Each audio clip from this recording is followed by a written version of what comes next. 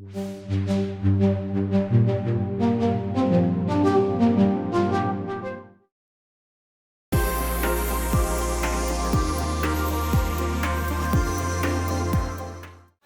hi Dan. Hey. We're here on the 4MS booth, and we're at Superbooth, and you've got some new stuff to show us, right? Yeah, this is Superbooth 2019, and we have the spherical wavetable navigator is finally out.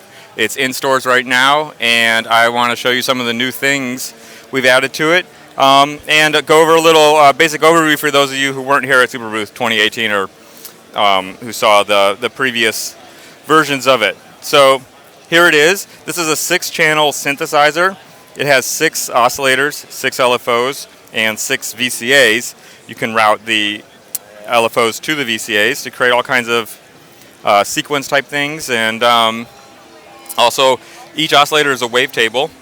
And let's bring up some sound and hear it. So right now we're just hearing all 6 channels tuned to the same thing, a sine wave. But as I browse around the wavetable, we call it a sphere. It's a spherical wavetable. You can hear different sounds.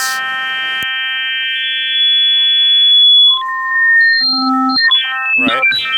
So you can move in 3 dimensions, which is it's each dimension wraps around to the start. So you think of it as a cube where going to the edge wraps around to the next, back to the start in 3 different dimensions. So we have the 3 dimensions here, and then this zigzags through the whole thing. We call it browsing.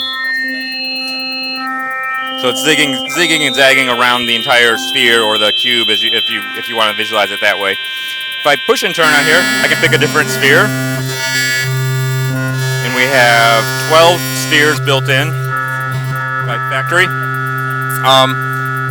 And you can add your own up to 108 of your own, and I'm going to show that in this demo too. You can make your own wavetables, your own spheres from live audio stream, and we're going to get to that in a second. So first, let's just kind of overview. So we have tuning. I can tune channels. Well, I can tune everything globally. I can go octaves. I can go semitones. I can also go fine tuning by cents, and I can also apply chords by tuning things, transposing them all together. So here's 25 or so different chords that I can pick from that are pre-written. You can also make your own just by tuning each channel individually here. You can hear that. So I can make kind of a dissonant chord there. To clear that, let's just pick one of these. I'm going to turn up the volume a little. So, each channel can be in a different position in the wavetable, which I've just done.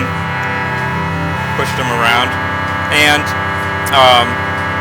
you can also navigate each channel individually. So different waveform, different pitch, and each channel has its own 1 volt per octave jack in, which you can flip up to be VCA input here, so you can run VCA envelopes into there, or LFOs or whatever, to have everything going in and out. Speaking of LFOs, let me show you what these LFOs do. If you just push this button, I've just turned my drone into a little sequence. And I did that by patching the LFOs to the VCAs, the internal VCAs, by pushing this button here. So what's happening is each channel has its own LFO. LFOs are all going the same speed right now, but they're out of phase by 60 degrees. So it sounds like a little mini sequence.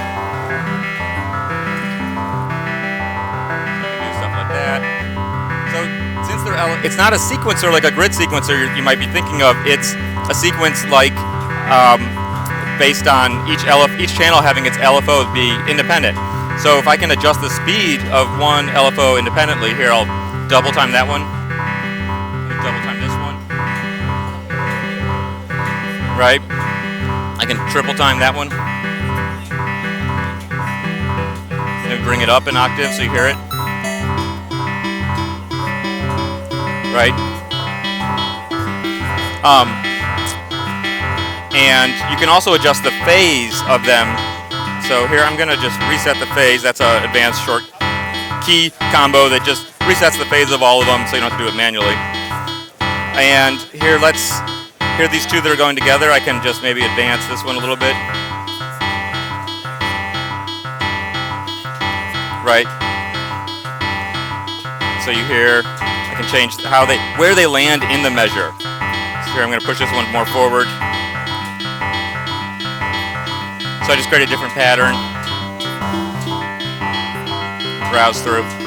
And there's also kind of presets that you can recall quite easily, right? Good point. So like, let's say you're playing along, you like this, you can save it as a preset. There are 108 possible presets. You just spin this knob and you pick a slot that's empty or full. You can record over them. And I was going to put one here. This slot's empty. So I can save the state of this right here. Now I've saved a preset. So now as I keep going along, I'm going to come back to that to show you kind of what presets are for.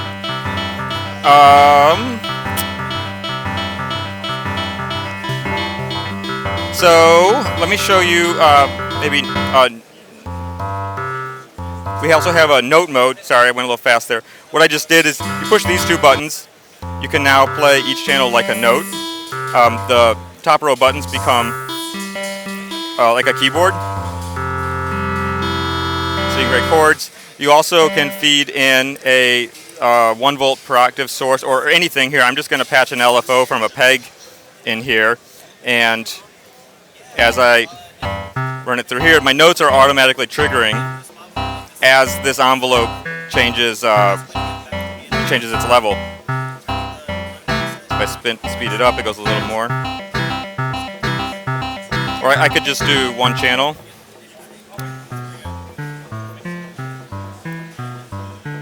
Here. So it's quantizing it. I have a scale turned on for this channel, quantizing it to the notes in that scale as they cross. And you can still play it live or play the other ones.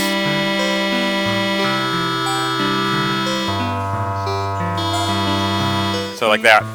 So that's note mode. There's another mode, key mode, which is similar, lets you play them, but it doesn't trigger by the 1 volt per octave notes, so you can stuff like that. So it is available now, right? Yes, this is available now. It's all major dealers have it. All small shops have them probably too. And you've also got one other kind of prototype, right, to show us? Yes. Actually, did you want to show you the Wavetable Recording? Yeah. Sorry, yes. I just wanted to catch people up if they hadn't seen this before, but so let me show you the Wavetable Recording mode. So I push these 3 buttons. I go into Wavetable Recording mode. I can then patch. I have a sample here. And I'm going to patch it into this waveform jack. This could be live audio, microphone, anything you want, or waveforms that you're generating from something else. I'm going to push record. Okay, now it's waiting for a signal, and I will play it. Do not stay away from me. Okay, so that was a vocal sample. And what happened, I just recorded 2.5 seconds of audio, and it just automatically chopped it up into 27 waveforms. So here they are.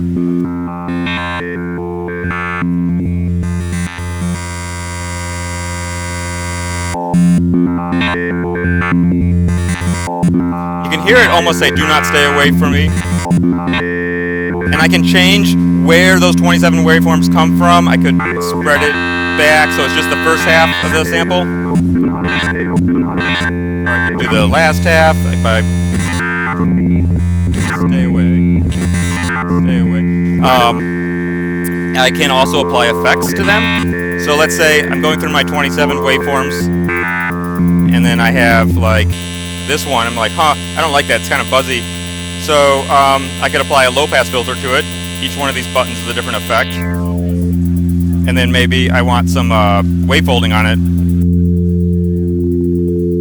Maybe a little metalizer before the low-pass filter. So there, I just made a new effect of that one waveform. You can go through, you can change them all, you can change effects globally. for all the channels by pushing and turning, or you can just do it on a dimension or on a single waveform.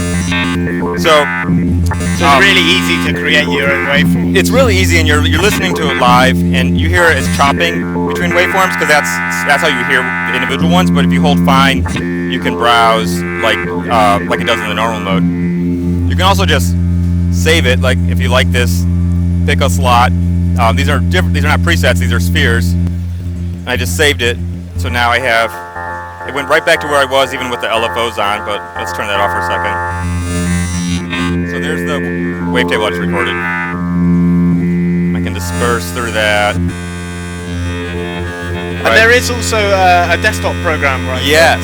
Yeah. So there's also a piece of software for Mac, Linux, Windows called Sphere Edit. It's a fork of the Wave Edit project from Synthesis Technologies Wave Edit project.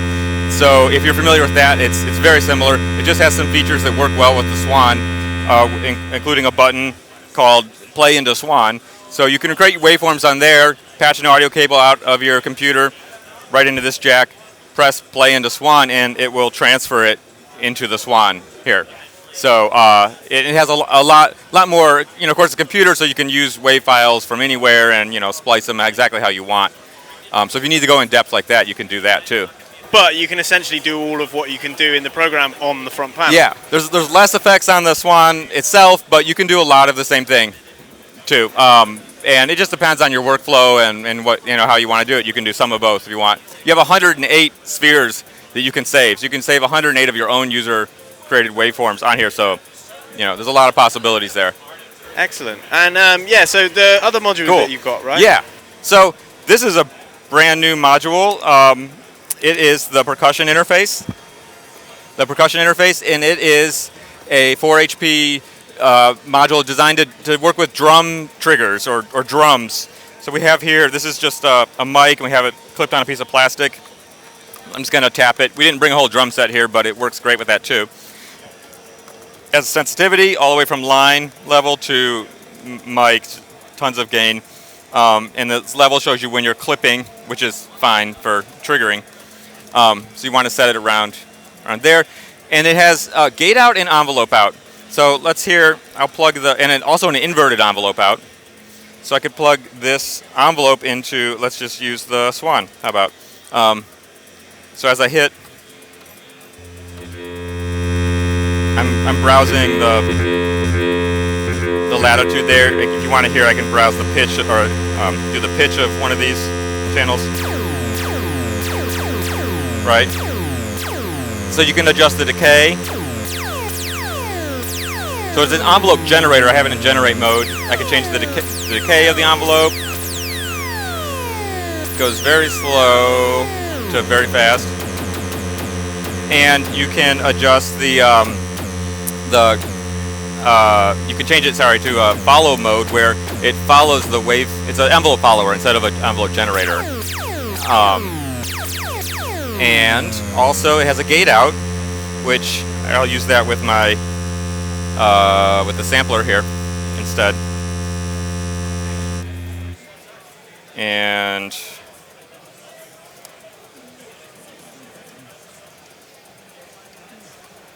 do we hear that? So the gate, you can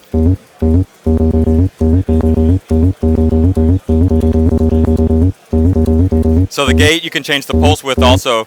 So it sends a fixed pulse width out every pulse it gets. It also has an auto lockout period, so it won't. It's pretty good at rejecting false triggers, double triggers, because mics are real noisy when you strike them. So and then all that, of course, the gate works simultaneous with the envelope outs, and there's an inverted envelope out also, which I won't show you that right now, but it does what you pretty much expect. And is that going to be coming soon, or is it kind of still prototype stage? No, this is coming soon, so this will be out this year. And yeah, it's a simple utility module, but I think it fills a good niche.